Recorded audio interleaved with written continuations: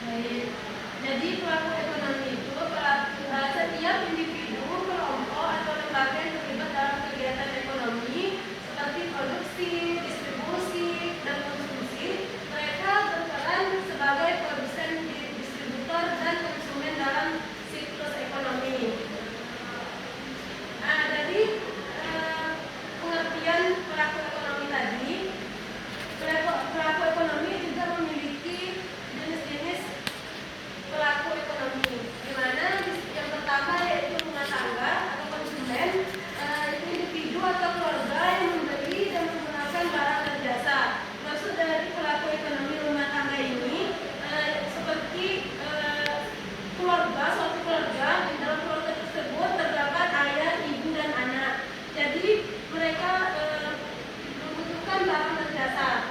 Kemudian perusahaan atau produsen yaitu organisasi yang memproduksi suatu barang dan jasa.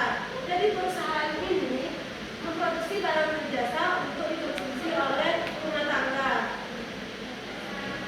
Jadi perusahaan ini ada dua, yang pertama perusahaan non swasta dan swasta. Kalau non swasta itu seperti perusahaan seperti bank, BRI, BSI, dan sebagainya. Sedangkan perusahaan non swasta itu seperti BUMN, contohnya Pertamina. Pertamina itu termasuk perusahaan non swasta yang dikelola oleh pemerintah. Kemudian pemerintah lembaga yang memiliki kekuasaan dan mengatur dalam mengelola kegiatan ekonomi. Pemerintah ini mengatur segala kegiatan ekonomi yang ada di negaranya. Kemudian luar negeri ini kegiatan ekonomi yang melibatkan pertukaran barang dan jasa kepada negara lain, di mana seperti ekspor dan impor. Ekspor yaitu misalnya contohnya Indonesia mengekspor barangnya ke luar negeri, sedangkan mengirim barang dan jasa yang tidak dimiliki oleh negara tersebut. Sedangkan impor yaitu barang luar negeri masuk ke negara kita, itu yang disebut dengan ekspor dan impor.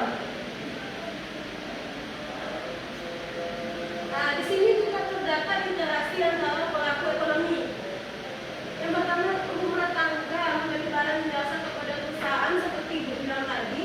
Rumah tangga ini memiliki interaksi kepada perusahaan, di mana perusahaan memfasilitasi barang dan jasa untuk dikonsumsi oleh rumah tangga.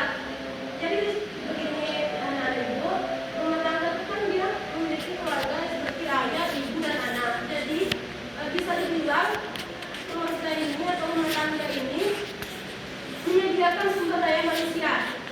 Contohnya dalam perusahaan tentunya ada tenaga kerja kan, di dalam suatu perusahaan itu yang disediakan oleh rumah tangga.